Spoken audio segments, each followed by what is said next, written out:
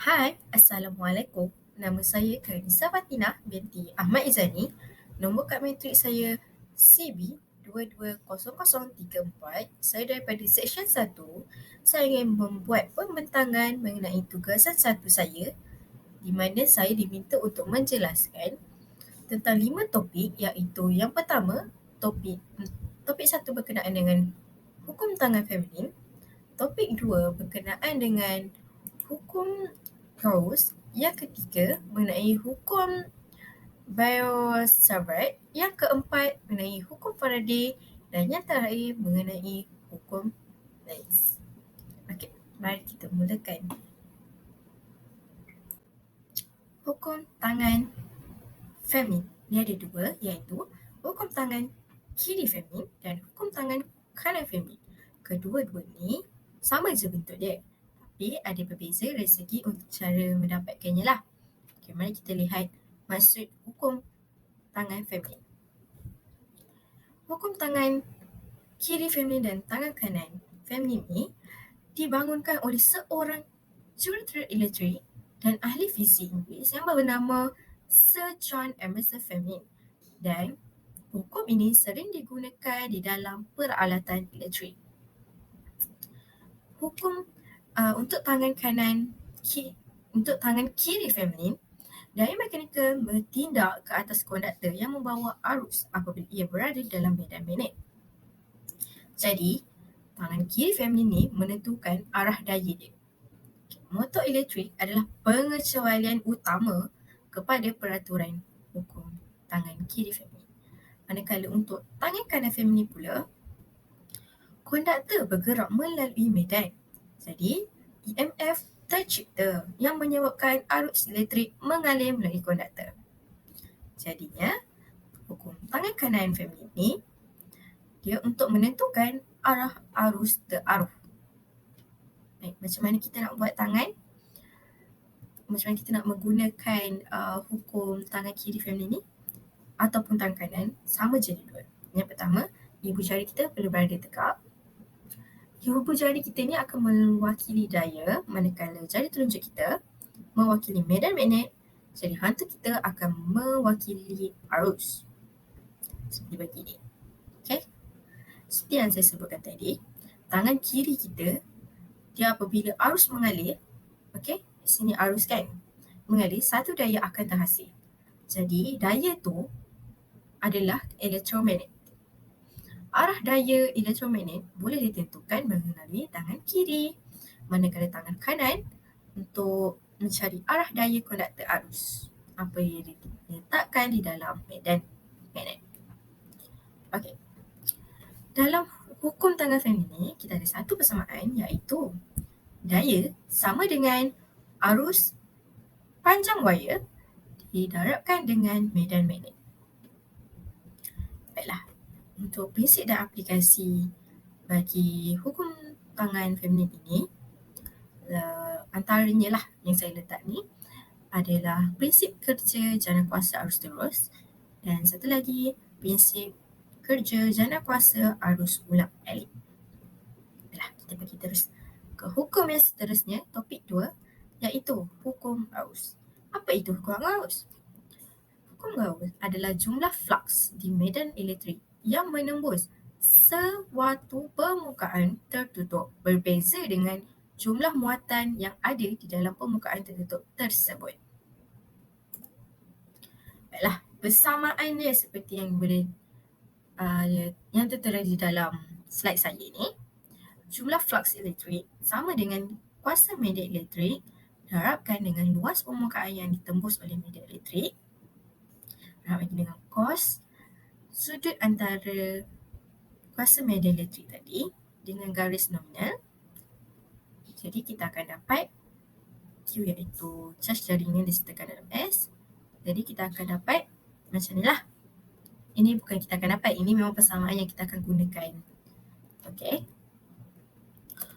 Untuk prinsip dan aplikasi bagi hukum Gauss ni, saya memilih aplikasi sfera simetrik. Okey, dia ada dua di dalam slide saya ni. Yang pertama, medan elektrik di luar sfera. Yang kedua adalah medan elektrik di dalam sfera. Seperti yang dapat dilihat yang pertama ini, permukaan Gauss dia adalah di sini. Permukaan Gauss meliputi seluruh muatan pada bola berongga dengan menggunakan hukum Gauss ni lah. Jadi, ia dapat menentukan secara langsung medan elektrik yang dihasilkan pada kawasan tersebut. Yang kedua, medan elektrik di dalam sfera, jika kita lihat di sini adalah permukaan Gauss dia. Kita boleh letak di mana-mana tempat untuk kawasan ini, di mana ini adalah formula dia. Okay, tanpa kita menggunakan formula pun, kita akan dapat mengetahui bahawa tidak ada medan elektrik yang dihasilkan di dalam bola berongga tersebut. Kenapa? Hal ini kerana di dalam kawasan yang meliputi permukaan Gauss tidak ada beban dan dengan demikian tidak mungkin terdapat medan elektrik di kawasan tersebut. Baiklah, kita akan teruskan dengan topik kita yang ketiga, iaitu mengenai hukum Biot-Savart. Okay, apa tu hukum Biot-Savart? Okay, hukum Biot-Savart ni ialah persamaan yang menerangkan medan magnet yang dihasilkan oleh arus elektrik yang berterusan.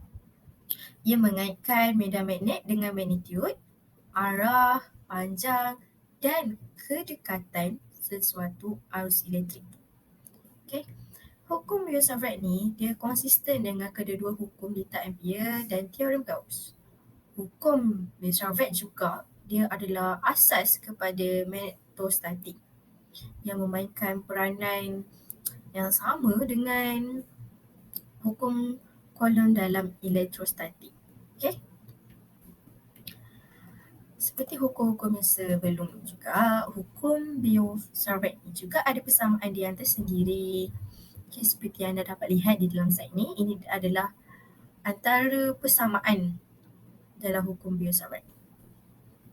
Baik, untuk prinsip dan aplikasi bagi hukum Biot-Savart ini, okay, medan magnet di tengah-tengah lekuk pengalian arus. Okay, kita anggap je lah R ni macam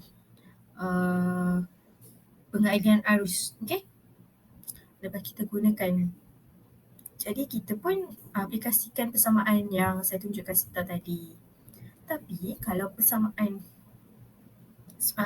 ni, kalau dia punya bulatan tu separuh, flux akan sama dengan pi, tapi sekiranya bulatan tu penuh, flux akan persamaan dengan 2 pi. Okey? Kita pergi yang seterusnya.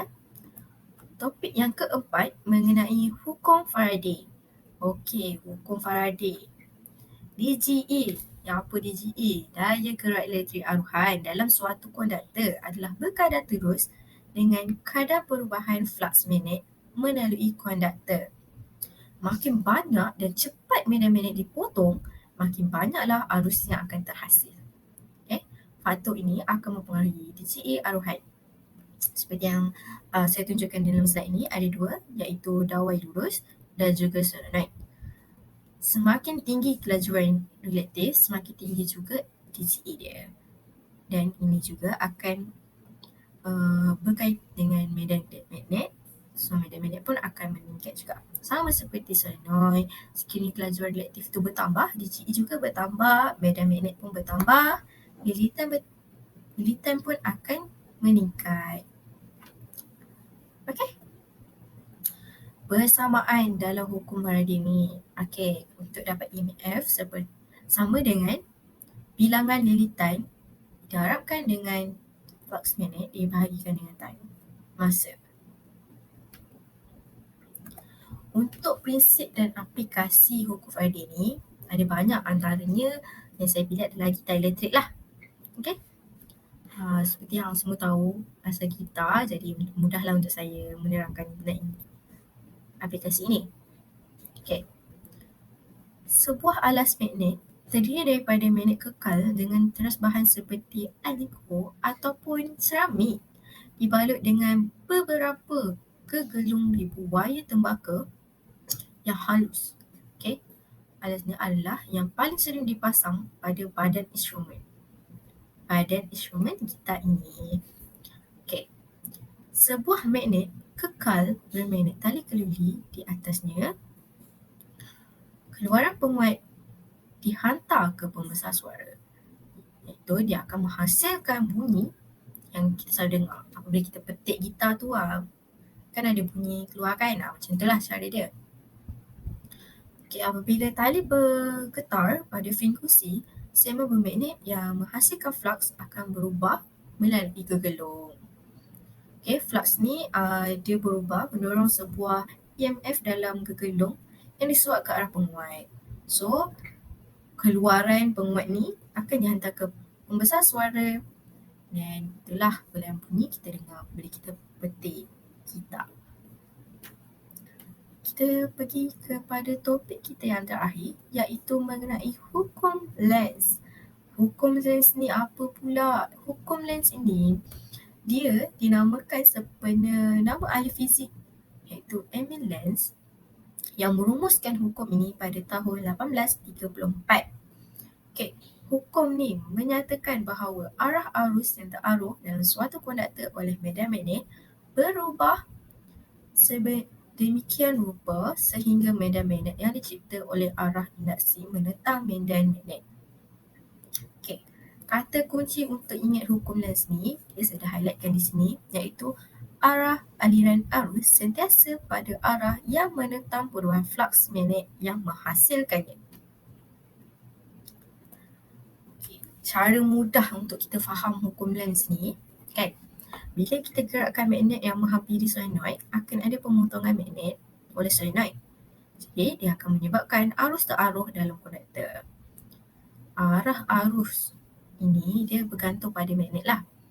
Okay, kalau nak lagi senang kita ingat, seperti macam drama TV3 yang kita selalu tengok pukul 7 tu, di mana bila lelaki tu suka perempuan tu tak suka. Bila lelaki tu dah tak suka, tiba perempuan tu suka. Samalah macam solenoid ni.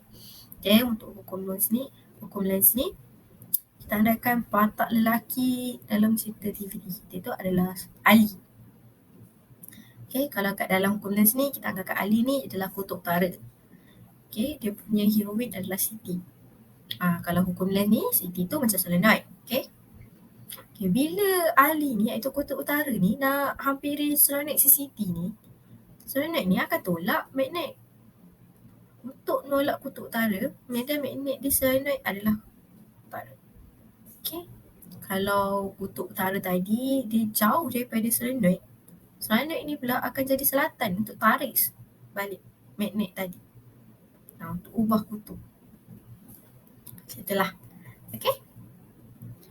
Dalam persamaan bagi hukum Lenz ni adalah seperti yang tertera di dalam slide ni lah. Okay. Prinsip dan aplikasi bagi hukum Lenz ini ada banyak, antaranya adalah sistem Bragg elektromagnet. Apabila cakra yang ni memasuki medan magnet, siri arus pusar akan dihasilkan. Okay. Ini menghasilkan medan magnet yang akan menentang perubahan yang dibawa oleh cakra yang berputar. Jika medan magnet ada datang daripada halaman, maka medan magnet aruhan akan ke halaman semasa disebabkan mengikut arah jam untuk menghasilkan, untuk dia sentiasa berputar lah. So dia akan lawan macam yang saya terangkan sebelum lah. Okay. Ini akan membuatkan cakra tu berhenti dengan cepat dan akan menyebabkan sedikit haba dihasilkan pada arus pusat tadi. Okay. Gambar rajah di yang bawah ni pula, dia adalah cakra yang sama dari sisi pandangan mengenai medan magnet yang dikeluarkan dari halaman. Okay, ni A, yang ni pula B. Cakra untuk yang A pula, A ni, okay, cakra baru saja mula berputar dalam medan magnet seragam dan tiada arus pusar dibentuk. Okay, maka dalam B ni, cakra dipaparkan masa yang singkat, kemudian apabila arus pusar terbentuk, arus ini akan menentang gaya cakra. Perlahan ke bawah akhirnya akan berhenti. Itu saja daripada saya. Sekian, terima kasih.